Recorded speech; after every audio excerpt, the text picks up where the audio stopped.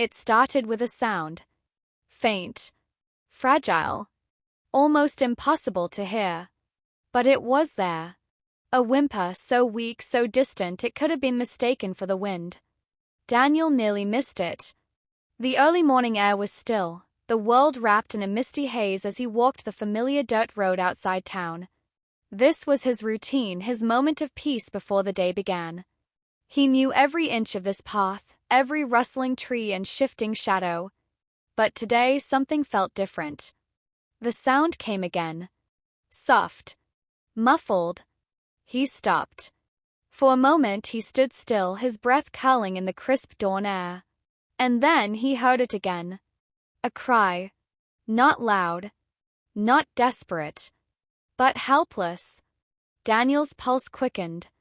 He turned his head, scanning the road, the trees, the vast stretch of land on either side. Nothing. But the sound. It was coming from the ground. He crouched, pressing his palm against the damp earth. Silence. Maybe it was his imagination. Maybe it was nothing. But then another whimper. This time closer. Daniel's heart pounded. He dug his fingers into the loose dirt, feeling the cold soil slip between them. His hands moved faster, clawing at the earth, a primal urgency taking over. And then he felt something. Soft. Warm. Alive. His breath caught in his throat as his fingers brushed against a tiny, trembling body. He dug faster now, his hands frantic. The soil came away in clumps, revealing what had been hidden beneath. A puppy. Small. Barely breathing. Buried alive. Daniel stared, frozen. The puppy's fur was caked in dirt, its tiny ribs pressing against thin skin. Its mouth was slightly open, its breathing shallow, so faint it barely seemed alive. A sharp pain twisted in Daniel's chest. Someone had done this. Someone had buried this helpless creature, left it to die. Why? How? His fingers trembled as he gently scooped the tiny body into his hands. The puppy did not move. Daniel held it close to his chest, feeling its weak heartbeat against his palm. It was alive. But just barely. Daniel did not think. He ran. The dirt road blurred beneath his feet, the weight of the tiny life in his hands pushing him forward. His truck was parked just ahead. He flung the door open, climbed in, and placed the motionless puppy onto the seat beside him. His fingers fumbled for the keys. His heart pounded.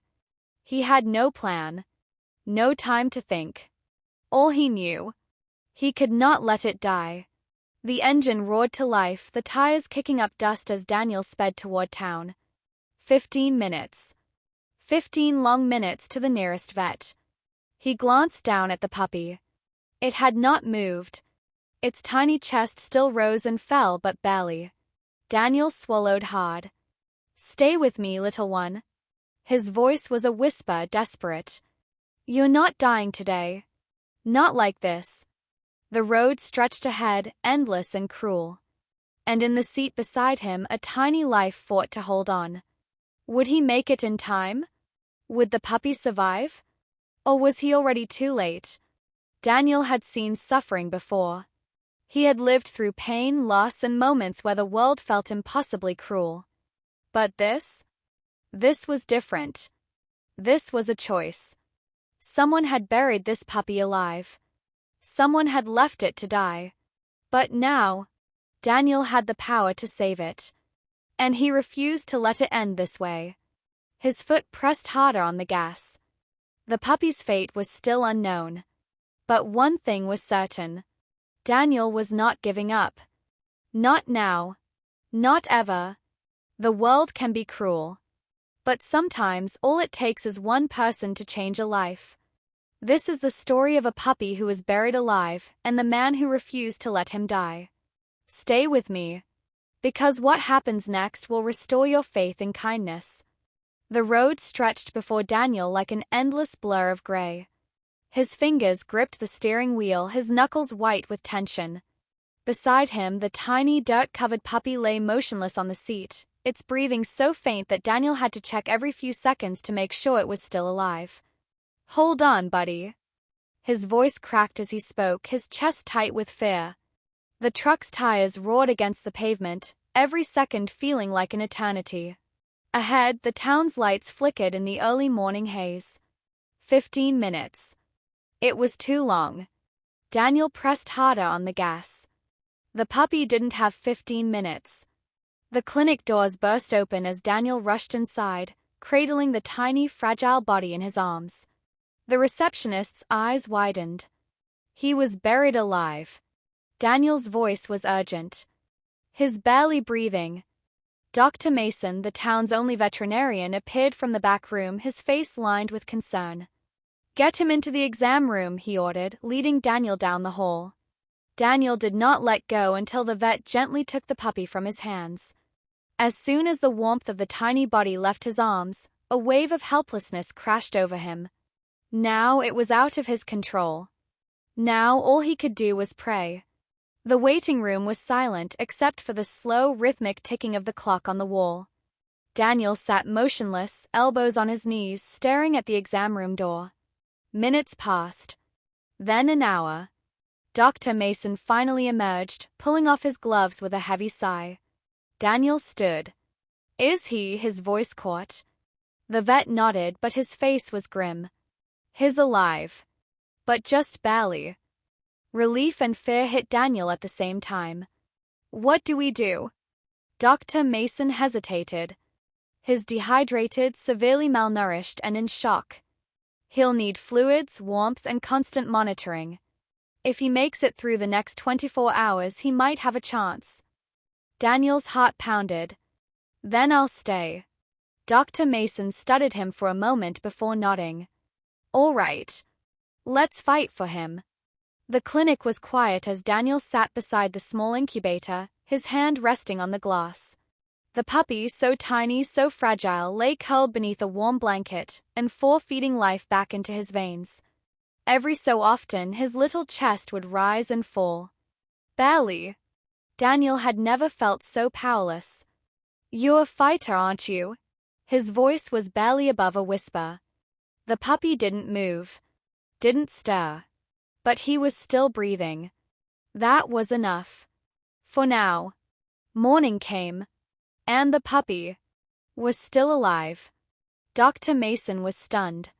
"I'll be honest, Daniel, I didn't think he'd make it through the night." Daniel exhaled shakily. "But he did." The vet nodded. "Yeah, he did." But the battle wasn't over yet. The puppy couldn't walk. Couldn't eat on his own. His muscles were too weak, his tiny body too fragile. Daniel refused to give up. He sat by the incubator for hours, feeding him with a tiny syringe, whispering words of encouragement, giving him warmth, giving him hope. Then one night the puppy opened his eyes. Dark, tired, but alive. For the first time, Daniel let himself believe. "You're gonna make it, buddy." And for the first time, he truly believed it. It took 2 weeks before the puppy took his first step. It was wobbly. Weak. But it was a step. Daniel cheered like he had won the lottery. The puppy wagged his tail just once, just barely. But it was the most beautiful thing Daniel had ever seen. "That's it, little guy. One step at a time. One step. One moment. One day at a time." Weeks turned into months. The frail, dying puppy that Daniel had found in the dirt? He was unrecognizable. His fur grew thick and soft. His legs grew strong. His eyes, once dull and lifeless, shone with life. And his tail? It never stopped wagging. Daniel named him Lucky. Because that's what he was. Lucky to be alive. And Daniel? Lucky to have found him. Lucky learned what love felt like. He learned that hands could be gentle. That food would always come. That he would never be alone again. And Daniel? He learned something too. He learned that sometimes saving a life can change your own. One day, months later, Daniel and Lucky walked down the same dirt road. The same place where it had all begun. Lucky trotted beside him, strong, confident, full of life. Daniel glanced down at him, then at the ground beneath their feet. This was where he had found him, where someone had buried him alive. But now he was here, alive, thriving. Lucky stopped, looking up at Daniel, his tail wagging. As if he knew, as if he remembered. Daniel knelt down, running his fingers through Lucky's soft fur. "We made it, buddy." Lucky licked his hand. And Daniel smiled. They had come full circle. And they had won. It had been months since Daniel found Lucky buried beneath the earth, left for dead. Months since he had carried the tiny, fragile body in his hands, unsure if the little soul would survive. Now, as the morning sun cast golden streaks across the sky, Daniel stood on the same dirt road where their journey had begun. But this time he wasn't alone.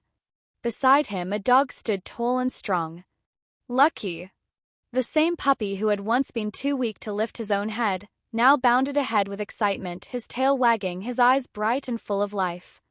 Daniel smiled, watching as Lucky sniffed the grass, then turned back to look at him. As if he knew. As if he remembered. And maybe he did. Lucky had become more than a pet. More than a rescue. More than a survivor. He was family. Daniel had once thought he was saving Lucky.